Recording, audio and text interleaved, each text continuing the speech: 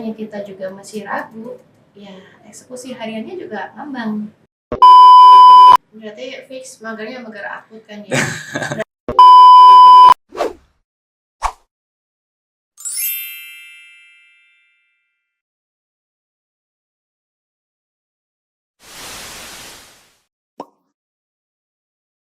Assalamualaikum warahmatullahi wabarakatuh. Ya Robun, kembali lagi ke podcast DKV edisi ngobrol bareng bangku belakang. Saya Devar ya, dan saya sebagai host akan membahas tentang kira-kira generasi muda ini bakal jadi generasi yang emas atau cemas gitu. Dan kali ini kita menghadirkan narasumber yang beliau ini merupakan salah satu guru di SMK Negeri 4 Semarang. Ya, silakan perkenalan Ibu. Oke, halo semuanya, perkenalkan nama saya Rana Mustasari. Sudah mengajar di SMK 4 Semarang ini sejak tahun 2022 dan untuk saat ini mengampu mapel pendidikan Pancasila. Oke. Jadi sesuai judul tadi ya teman-teman, kita bakal bahas tentang kira-kira generasi muda kita ini bakal jadi generasi yang emas atau cemas gitu. Sedangkan kalau kita lihat dari sudut pandang generasi muda nih Bu, Gen Z nih Bu ya.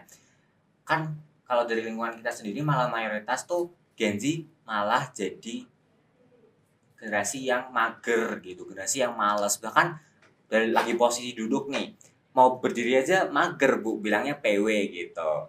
Ya kan, apalagi buat nanti mereka meraih masa depan tuh kira-kira mager itu kan justru malah lebih berpengaruh gitu kan, banyak berpengaruhnya gitu. Nah kalau menurut Ibu sendiri nih, kalau dari sudut pandang Ibu melihat siswa-siswanya, murid-muridnya gitu, kira-kira generasi muda kita ini bakal jadi generasi yang emas atau cemas gitu Bu? Oke, kalau gitu mah ini ya disesuaikan lagi ya sama siswanya sendiri. Kalau siswanya itu bisa optimis, bisa tahu motivasinya, target ke depannya, fix Indonesia bakal menuju Indonesia emas atau justru Indonesia berlian ya. Yes. Tapi kalau kebalikannya, ya bisa jadi justru yang muncul nanti generasi cemas. Oke, berarti kayak itu kembali lagi ke personalitinya gitu ya Bu, kembali ke sifat masing-masing gitu. Nah, kita lihat ini di sini kita ambil dari antaranews.com di mana Kemenkes mengatakan remaja Indonesia banyak mager dan kurang aktivitas fisiknya gitu Bu. Nah, itu kan seperti yang saya bilang tadi ya, itu uh, bakal jadi hal yang bisa dibilang berdampak banget buat generasi muda di masa depan. Kalau kita lihat nih ada media antaranews.com. Ini mengatakan bahwa Kementerian Kesehatan Kemenkes bilang bahwa remaja Indonesia banyak mager dan kurang aktivitas fisik. Terus SKI, Survei Kesehatan Indonesia, juga mengukur aktivitas fisik. Hasilnya remaja itu banyak magernya, 58% usia 10 sampai 14 tahun, disusul lansia lebih dari 65 tahun sebesar 52,8% dan remaja usia 15 sampai 19 tahun 50%. Itu kan berarti wah, itu udah 50% ke atas gitu kan Bu. Jadi udah bakal berdampak banget gitu. Nah, kalau menurut Ibu sendiri nih, kira-kira kalau dilihat dari sumber ini nih, sesuai nggak sih Bu sama mungkin dari perspektifnya Ibu sebagai guru, Ibu lebih sering menemukan siswanya yang mager atau yang enggak gitu Bu? Kalau dari pengalaman Ibu sendiri. Kalau itu variatif ya, karena di setiap kelas kayaknya tetap ada siswa yang mager ya. Tapi juga ada siswa yang punya motivasi yang tinggi. Jadi kalau di pukul rata ya tadi 50% tadi jatuhnya ya remaja yang mager itu tadi. Gitu. Terus kalau kita mungkin ambil dari sudut pandang siswa nih Bu. Kan siswa kan pertama itu pasti 50%. Di sini disebutkan bahwa 50% itu kan mageran ya Bu ya. Malas gerak. Nah, kira-kira tuh menurut Ibu punya saran nggak sih kira-kira gimana caranya siswa-siswa itu terus generasi muda itu biar nggak mager gitu. Seenggaknya mengurangi rasa magernya mereka gitu. Oke, kalau dari sisi magernya nih, kalau menurut Bu Ratna ya, untuk memotivasi, nggak memotivasi juga ya jatuhnya ya, kembali lagi setiap individu itu harus punya titik baliknya. Jadi introspeksi diri masing-masing dulu sih. Kira-kira kita tuh nanti punya target apa ke depannya ya? Karena kalau hidup tanpa target kayaknya nggak bisa. Jadi harus ada target supaya kita tahu eksekusi setiap harinya nih, target hariannya kita apa, itu diturunkan dari cita-cita kita. Nah, kalau cita-citanya kita juga masih ragu, ya eksekusi hariannya juga ngambang.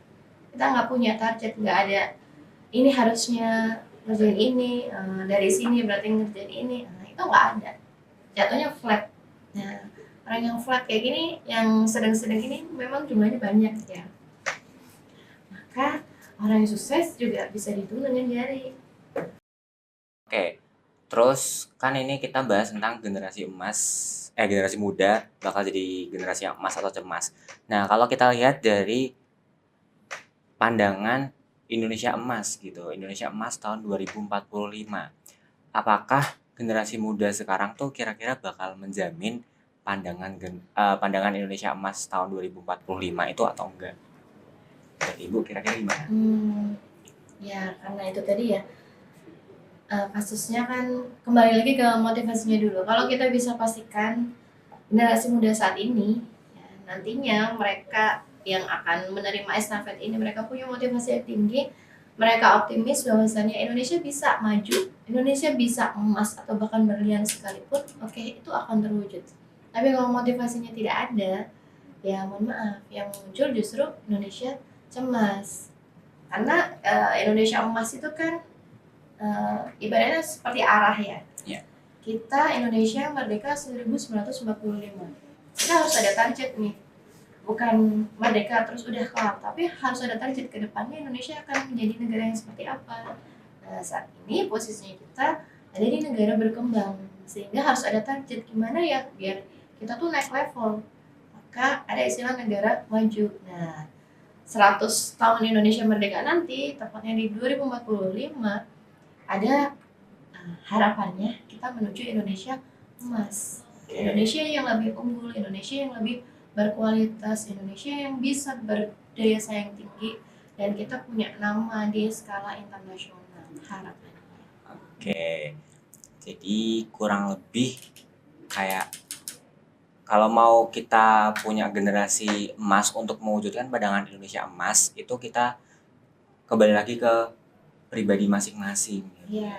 Terus kayak kita kayak memang punya niat buat memotivasi diri, mau Iya, berkembang, itu pasti kita bakal ya punya harapan buat menjunjung Indonesia emas tahun 2045 gitu.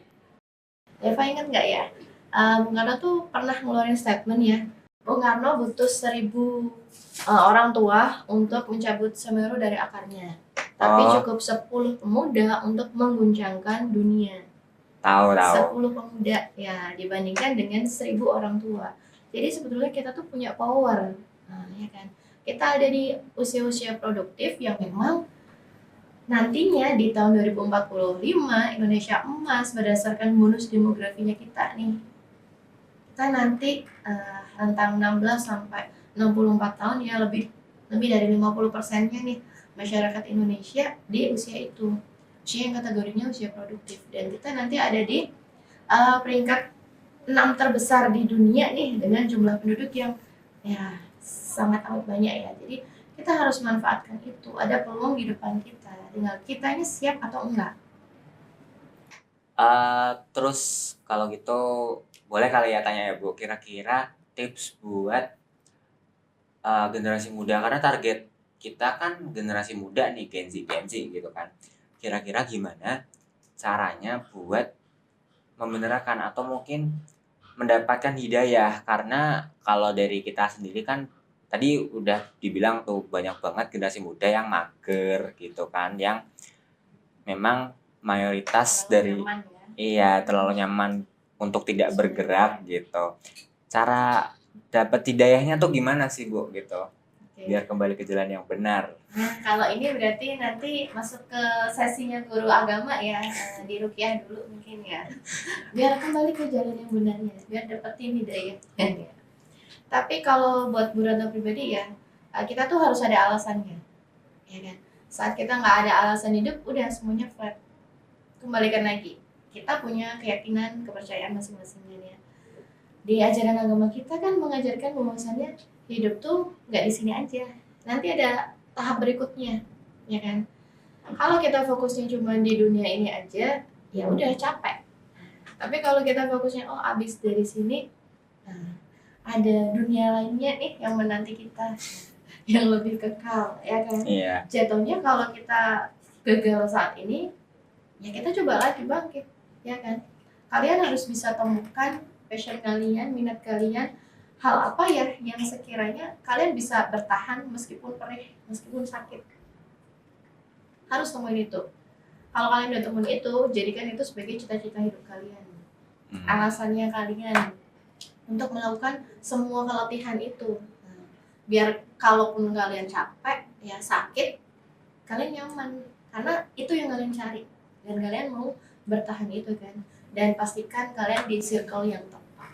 Karena kalau circle-nya kalian gak tepat, ya mohon maaf ya. Nanti udah tentuin target, nanti malah berbelok-belok. Penuh tikungan tajam yang namanya orang hidup kan ya. Jadi circle-nya harus tepat, motivasinya, support system itu penting. Semuanya ada, insya Allah nanti ketemu alasannya kalian nanti. Menarik nih ya topiknya. Mungkin boleh lah ya kita gantian tanya ya. Boleh. Kalau dari Burana pribadi ya, kira-kira alasan utama ya kenapa sih anak sekarang itu cenderung mageran? Males gitu ya kalau diajak satset gercep. Nah, kira-kira apa nih jawabannya nih? Ya. Kalau dari Gen Z sendiri mungkin ya, mungkin saya sebagai perwakilan dari teman-teman Gen Z gitu. Mungkin yang bikin mager itu mungkin karena udah kecanduan sama HP gitu. Mayoritas ya. HP buat ini, mabar apa buat mungkin medsos? Kayak dunia digitalnya tuh udah melekat banget sama Gen Z gitu ya Bu. Jadi kayak kalau mau apa gitu, bentar lagi ini lagi HP gitu, lagi ini yang dimaksud tuh ini lagi main HP gitu. Mungkin itu buat apa tuh? Berarti persentase hariannya deh HP itu biasanya dipakai buat apa? Ya mungkin kalau dari mayoritas Gen Z dan sekedar stalking, iya mungkin bikin kayak status, scrolling gitu kan. Yang video jeda 1 menit itu berarti ya? Mungkin kayak lebih ke scroll sosial media itu yang itu, lagi happening atau yang viral? Ya mungkin lebih yang lewat atau yang bisa dapetin ini cuan. Kalau dari isi sosial media kan itu tergantung sama pribadi juga ya Bu ya. Jadi mungkin intinya yang bikin Gen Z mager itu berhubungan sama dunia digital gitu. Karena memang mayoritas Gen Z udah kecanduan nih sama dunia digital gitu kan. Jadi memang kalau ditanya alasan mager, alasan kayak kalau disuruh ini itu terus jawabnya nanti, itu mereka yang dimaksud nanti itu paling kebanyakan Gen Z pasti nanti yang dimaksud tuh mereka lagi main HP, lagi megang HP, entah itu lagi main game, lagi scroll doang, itu pasti nanti gitu. Lanjut ya. Bentar, Burana juga mau lanjutin sesi pertanyaan dari Burana. Karena penasaran nih. Berarti nih, karena Burana udah coba mengidentifikasi ya. Karena siswa sekarang ini mager, mereka kecanduan HP. Jadi pembelajaran Burana fokusin ke HP. Nah, Burana udah khusus bikin pembelajaran untuk mapel PPKN. Nah, yang mana kalau pas Burana kasih kuis juga pakai HP kan. Cuman bagian materi ya, mohon maaf nih. Kayaknya jarang ya yang mau baca materi full ya. Iya. Kira-kira berarti apa alasannya ya? Mungkin kalau dari aku pribadi itu mungkin kayak mau kalau buka-buka materi itu tetap walaupun nggak sesering itu, malah mungkin bisa bilang jarang ya, tapi maaf ya Bu ya. Ini jujur ya, sisi jujur ya. Iya. Karena itu juga kembali lagi ke siswa-siswanya gitu kan, orang-orang juga ada cara belajarnya masing-masing gitu. Jadi memang nggak semua orang itu cara belajarnya dengan membaca gitu. Betul banget, makanya di video di setnya Burana juga Burana sepilin video kan ya, ada sound jeduk-jeduknya ya. Memang belum sempat Buratna update lagi ya konten yang ada di situ karena ada keterbatasan waktu. Sedangkan Buratna semuanya bikinnya pribadi yang nggak ada tim di belakangnya Buratna. Nah, tapi setidak-tidaknya mencoba untuk mengcover berbagai gaya belajar itu tadi. Nah, kalau mau bilang tidak fokus ke bacaan, yang video kayaknya kalau nggak ada instruksi juga nggak ditonton kan ya? Gimana dong berarti? Eh, kalau Mager tingkat dewa kayaknya ya. Bener ya? kalau nonton doang mungkin tergantung videonya sih Bu. Kayak videonya kan mungkin kayak waktu jam pelajaran gitu kan, ngasih materinya lewat video, ditayangkan video gitu. Ada juga yang beberapa ditayangkan video malah ngantuk gitu kan. Makanya mungkin memang ada beberapa guru juga, mungkin termasuk Bu Ratna, yang sebelum mulai pelajaran atau mungkin kayak di sela-sela pelajaran itu dibawa santai dan bercanda, terus juga diselingi games juga gitu. Berarti fix magernya mager akut kan ya. Berarti kesimpulannya Gen Z sekarang kalau tidak ada instruksi nggak bisa jalan. Ya, Nah, berarti itu yang harus diubah mindsetnya. Jangan tunggu instruksi, harus temukan sendiri arahnya kalian mau kemana. Kalau arahnya kalian nggak bisa tentukan sendiri, harus berdasarkan instruksi, ya itu nanti berarti kalian siap-siap bekerjanya. Bisa di sini kan mainnya kerja kan, iya. lingkungan pekerjaan kalian yang harus ngedikte kalian, padahal itu belum tentu juga lingkungan yang nyaman. Masih bahas tentang mager ya, karena ini momen yang pas ya. Bu Ratna kapan lagi bisa mengulik sisi mager ini ya? Kira-kira nih menurut Eva ya, tantangan terbesar ya paling berat supaya lepas dari magernya tuh apanya sih? Kalau dari aku pribadi ya, mungkin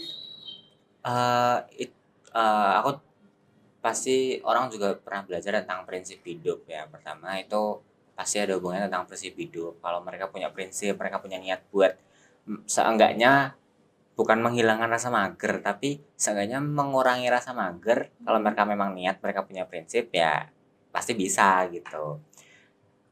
Terus yang kedua itu hobi sama kegiatan gitu.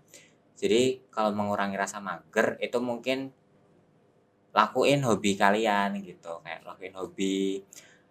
Kalau memang nggak punya dicari gitu. Kegiatan juga kan, kegiatan kan banyak di luar ya. Jadi entah itu kalian ikut organisasi, kalian ikut forum, kalian ikut apapun itu, seenggaknya kelihatan kegiatan yang positif ya dilakuin aja daripada mager gitu kan. Kan intinya seenggaknya mengurangi rasa mager gitu. Tapi udah pernah coba diidentifikasi belum ya? Kira-kira nih dari rentang 1 sampai 100% ya, yang dilakukan setiap harinya apakah sudah kategori produktif atau belum ya? Kalau bisa di-rate nih, Saya berapa persen sendiri ya? Ya. 50-50 sih Bu. Nah, nonton juga silakan ya, bisa mulai identifikasi itu. Kira-kira udah berapa persen ya produktivitasnya? Karena kalau masih mager, ya susah ya. Kita nggak akan menuju Indonesia emas. Susah, PR-nya banyak. Iya, jadi kayak kalau dari aku pribadi memang magernya 50-50 gitu. Jadi kayak mager tapi tetap masih ingat kayak wah punya kegiatan ini, kayak wah punya tugas ini, punya bisa ngelakuin ini gitu. Kadang juga pernah gitu ngerasa mager tapi kok mikir kok bisa-bisanya aku mager padahal punya kegiatan ini gitu. Karena kita butuh jeda ya. Yang namanya orang hidup tuh pasti capek kalau dengan segala rutinitasnya. Makanya tadi di awal Bulan udah bilang harus temukan alasannya ya. Hal yang bisa bikin kalian mau bertahan meskipun dapetin perihnya, edisi sedihnya, capeknya. Jadi kalaupun kalian butuh jeda, kalian yang otomatis nih udah batasin sendiri. Oh kira-kira saya butuh jedanya 10 menit atau 10 jam atau 20 jam. Nah, yang bisa batasin ya cuma diri sendiri, alarm pribadi itu. Aku masih ada beberapa pertanyaan lagi sih. Jadi ini ada kira-kira kalau ngomongin sisi magernya remaja nih, sisi magernya generasi muda.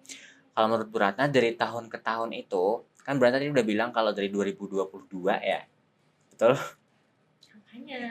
Ngajarnya. Iya. Ya. Nah, menurut Ibu dari tahun ke tahun itu sifat mager orang-orang nih itu justru mengurang atau meningkat gitu. Oke. Sedikit ralat ya. Tadi Bu Ratna udah intro di awal. Bu Ratna ngajarnya di sini sejak tahun 2022, tapi Bu Ratna sudah mengajar dari tahun 2016. Nah, jadi sudah ini 1 dekade ya Bu Ratna mengajar. Dan ternyata memang makin ke sini magernya ya, yang mayoritas yang Bu Ratna ajar ya. Bu Ratna menemukan siswa yang magernya tuh sangat amat mendominasi. Daya tahannya ya, ketangguhannya mulai terkikis. Jadi kayak Kalau ya yang Bu Ratna tangkap ya, tapi tetap ada beberapa berlian di beberapa era tadi. Nah, nggak bisa Bu Ratna katain semuanya mager, enggak. Tetap ada berlian tadi. Tapi berliannya itu saat mereka sudah menemukan targetnya. Jadi arahannya mereka udah jelas, mereka tahu abis ini mau kemana, mau ngelakuin apa, mau menghasilkan karya apa. Nah, mereka yang sudah punya target yang jelas, mereka keluar dari zona nyamannya. Mereka nggak ada rasa mager tadi. Kalaupun mereka capek tadi, cari jeda. Jeda supaya apa? Supaya nanti mereka ingat lagi, oh berarti ini motivasi saya harus ngelakuin apa, kendala apa, hadapin itu. Nah, untuk yang kekinian ini kalau ada kendala dikit kayaknya langsung mental. Nah, kesusahan dikit langsung ambil. Bener nggak nih? iya. Nah, bener kan? Nah, padahal yang namanya orang hidup tuh pasti banget harus ada jatuh bangun. Kalau jatuh ya bangun lagi. Mana ada orang sukses jatuh nggak bangun, nggak jadi sukses loh. Iya sih. Nah, Jadi kayak malah justru makin menjadi-jadi gitu rasa magernya. iya betul. Oke. Karena mereka kebanyakan tadi di zona nyamannya. Saat mereka ketemu di zona sulitnya, mereka tidak terbiasa. Jadi mereka menghindari itu. Jadi kayak benar-benar tuh Gen Z sama kata mager tuh udah melekat gitu. Harus anti banget ya, justru harus anti banget. Sekarang coba ya audiens ya penontonnya, nanti kurang-kurangin ya kalau ada mager langsung setel alarmnya. Abis ini saya harus ngelakuin apa lagi nih? Jeda boleh, tapi harus tahu batasan. Terus nih kalau Bu Rana sendiri kan ngajar di pelajaran pendidikan Pancasila ya Bu ya. Nah di PPKN ini kita belajar musyawarah dan keadilan gitu. Seberapa penting kemampuan komunikasi dan etika ini untuk karir kita nih, karir generasi muda di masa depan gitu. Penting banget gak sih gitu? Coba ya, berada balik ya. Kalau posisinya nih, kamu kerja dengan teman setim kamu butuh komunikasi nggak? Butuh sih pastinya sih Bu ya. Dan setiap orang kan pasti ada ininya ya, tolak ukurnya masing-masing ya, suka nggak suka, baik buruknya. Penting nggak kira-kira dengan attitude, karakter, etika? Penting. Tidak dijawab berarti ya. Tidak dijawab tuh berarti sangat amat penting ya. Jangan sampai dilupain yang namanya komunikasi, etika. Kita mau maju seperti apapun itu, kita butuh yang namanya etika komunikasi. Karena itu kayak skill basic ya, dasar banget.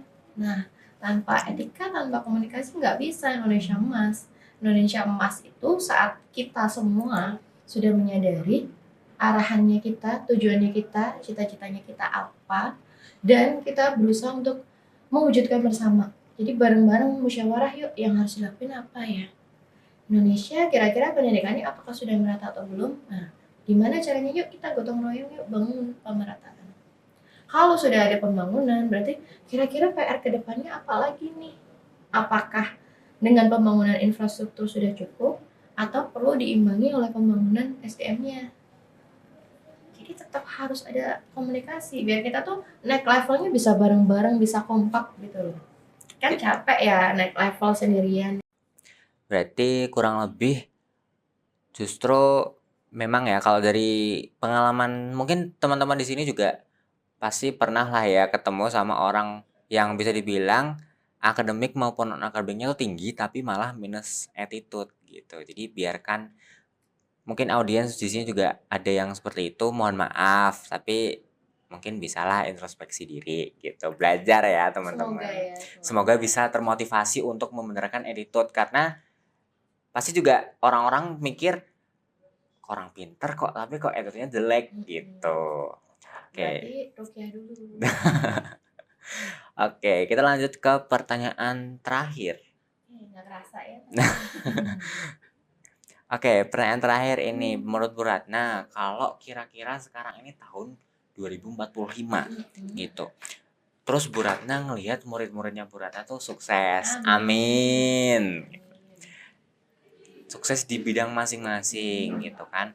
Kira-kira pesan-pesan buat murid-muridnya tuh apa gitu. Kalau buat Bu Ratna sendiri ya, melihat kesuksesan anak didik Bu Ratna pasti seneng banget ya, alhamdulillah. Dan Bu Ratna cuma minta kalau udah sukses jangan kacang lupa akan kulitnya ya. Tetap coba balik lagi ke instansi, ke sekolah kita, share kira-kira yang kalian lakuin apa. Biar kalian bisa nemuin kesuksesan itu dan nanti bisa dibagikan ke adik kelas kalian, ke keluarga tercinta di SMK 4 ini. Biar kita sama-sama bisa sukses bareng. Oke, jadi ilmu-ilmu mahalnya, ilmu-ilmu padinya di-share ke teman-temannya gitu kan, ke adik-adik angkatnya. Biar kalau memang kalian nanti kedepannya sukses, terus kalian share pengalaman, share tips and triknya biar jadi sukses, biar yang lain juga ikut. Iya, jadi sukses bareng-bareng gitu. Dan sama yang terakhir sebagai Gen Z, biar ngurangin rasa mager ya, tolong mungkin bisa lebih bijak dalam menggunakan sosial media, lebih memanajemen waktu dalam penggunaan HP. Ya, betul gawainya tuh ya, dimanfaatkan untuk menggali hobi minatnya. Iya, ini kalau kebanyakan main HP, hobinya gak ketemu gitu. Tapi kalau hobinya memang yang sekiranya ini ya, apa tuh namanya yang kalau main game Nah. nanti bisa dapat cuan dari situ, memang hobinya di situ nggak apa-apa. Iya, kalau memang Berarti menghasilkan. Cuman kalau cuma sebatas main game dengan alasan hiburan, tapi waktu ada kolom masukin data diri hobi main game tapi nggak ngasilin apa-apa ya sama aja gitu.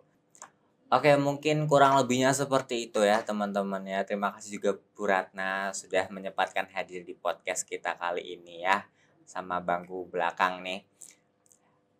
Dan saya Devarea pamit undur diri. Sebelumnya mohon maaf banget apabila informasi dan pertanyaan yang saya sampaikan itu ada beberapa yang salah atau mungkin kayak perilaku saya kurang berkenan di hadapan kamera gitu kan. Ntar audiens kan juga lihat, wah kok hostnya begini gitu. Mohon dimaafkan karena semua yang saya lakukan di sini itu spontan.